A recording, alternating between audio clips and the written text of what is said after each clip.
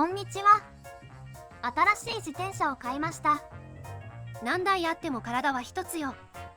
ちょっと珍しいやつなので軽く紹介させてもらおうかと思います。オリバイクというブランドの多分 M10 って車種です。オリバイクはイギリスのブランドだけど2010年代にフェードアウト的に消滅しています。法人自体は現存してて今でもマウンテンバイクとかいいバイクをやってるみたいだけど、折りたたみ自転車は完全にやめたみたいだから触れないでおきます。というわけでこれも当然中古です。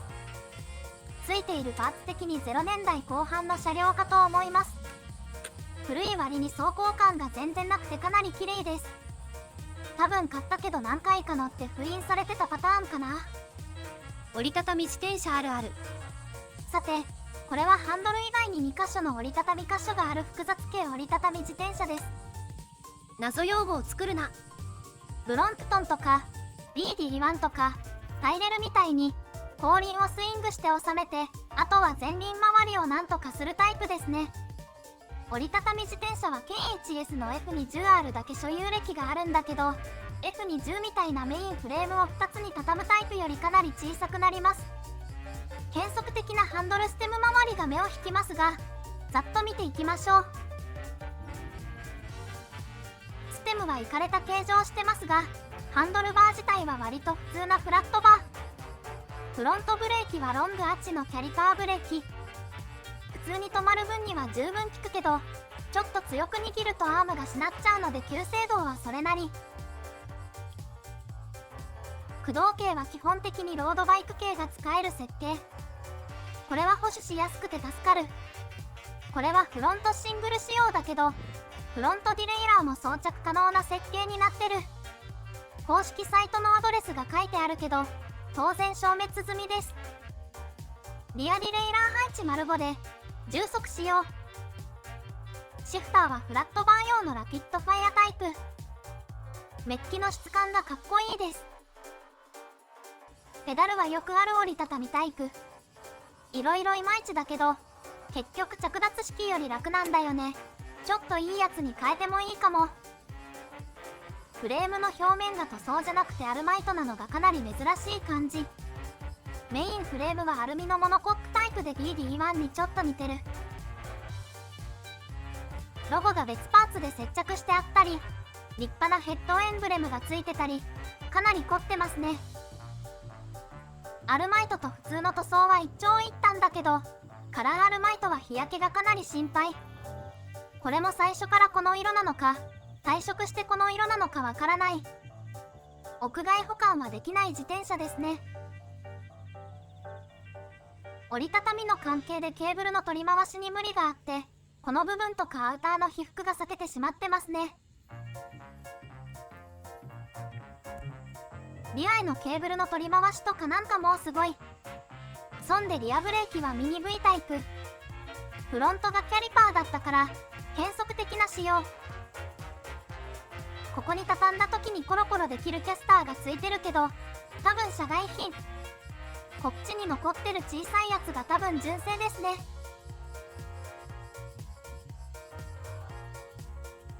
折りたたみ機構に関してだけど、固定の金具がかなりよくできてる。この部分だけど、軽くレバーを起こせば簡単にロック解除して折りたためる。展開するときは特に操作の必要がなくて、勝手にロックがかかる。カチャカチャ噛んだ気持ちよくて無駄にやりたくなるけど補修パーツとか絶対出ないからそこそこにしないとね。この部品がやられたらこの自転車の寿命ね。ガタはわずかにあるけど走行中に気になるレベルではありません。リアフレームの折りたたみ部も同じ機構が使われています。こっちも操作感が良くて気持ちがいいですね。これ系の機構は折りたたみの構造を利用してサスペンションをつけているタイプも多いですが、この自転車はノーサスペンションです。で、最も特徴的なのがフロントタイヤ周辺の折りたたみ機構。なんか複雑な構造だけどどうなっているかわかりますでしょうか？フロントホイールのクイックを解除するとフォークからホイールが外れるのですが、サブアームでつながっていてスイングできるんです。その状態でステアリングを180度回せば折りたためます。あとはシートポストを引っ込めてハンドルとペダルを畳めば折りたたみ完了です。かなり小さいです。16インチの折りたたみ自転車同士で比較するとブロンプトンより大きく DD1 より小さいという感じでしょうか。当然フォーク本体は元の場所に残るんですが、意外と邪魔になりませんね。折りたたんだ状態でかなりしっかりとしたロックがかかるタイプなので偉いです。フロント側はサブアームがリアアームについている金具に噛み合うようになっています。リアアーム自体もちょっと分かりにくいですが、シートポストを下げるとそれ自体がロックになるようになっています。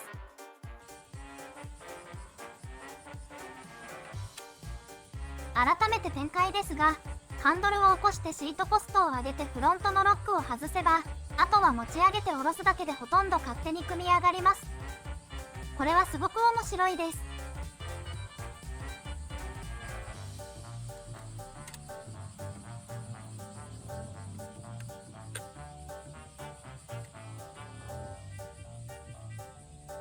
この通り。あとはフロントのクイックを固定してペダルを起こすだけです。練習すれば10秒以内で展開できそうです。スタンドはないですが、リアだけ畳んで自立させることもできます。いわゆるお座りモードです。でも変に目立ちそうだし、安定性も微妙だからあまりやりたくはありませんね。走行性能ですが、普通に走る分にはなかなか良いですね。重量が 11kg、ロード系コンポでさすもなし、サドルも十分上がって特に遅くなる要素もないので、まあまあ走ります。折りたたみ自転車でたまにあるきしみとかもありません。ギア比からざっくり計算すると、ケイデンス90で出る速度は時速13から 36km といったところ。激坂スポットにでも行かなければ大体どこでも対応できそうです。安定性は手放し程度ならできますが、フルサイズよりやはり低め。その代わりに小回り旋回はやりやすいです。ここまではおおむね高評価なのですが、明確な欠点もあります。多分フロント周りの得意なジオメトリが原因かと思うのですが、立ち乗り時に前輪の荷重を強くするとステアリングが著しく不安定というか過敏になります。発進時とか結構前のめりになる癖があるので、最初はちょっとヒヤッとしました。少し慣れれば基本的には問題ないのですが、疲れた時とかうっかり不安定な領域に入るとちょっと危ないかもしれません。結局安心して乗れないというか、信頼しきれないってことなので、これはかなり大きいマイナスポイントです。以前所有していた F20 ではそんなことありませんでしたが、小径車や折りたたみ自転車ではよくあることなのでしょうか。とはいえ全体的にはいい感じなので、早速電車に積んで遊びに行ってみました。こうしてこうしてこうじゃ。初めてでも5分くらいで準備できますね。重量 11kg で自転車としてはまあまあ軽いですが、荷物としてはちょっと重い。でもサイズ的に電車のクロスシートの隙間にも置けたので、かなり楽でした。F20 では確か無理だったと思います。これから結構遊べそうですね。遠距離輪行が面倒で行ってなかったしまなみ海道とか行ってみたいです。というわけでオリバ行くの M10 でした。マイナーな消滅ブランドの自転車ということもあって、複雑系折りたたみ自転車の中では中古価格が比較的安価かと思います。ブロンプトンの中古が高すぎるだけじゃ。勇気のある人は狙ってみてもいいかもしれません。それじゃ今回はこの辺りで。バイバイ。バイバイ。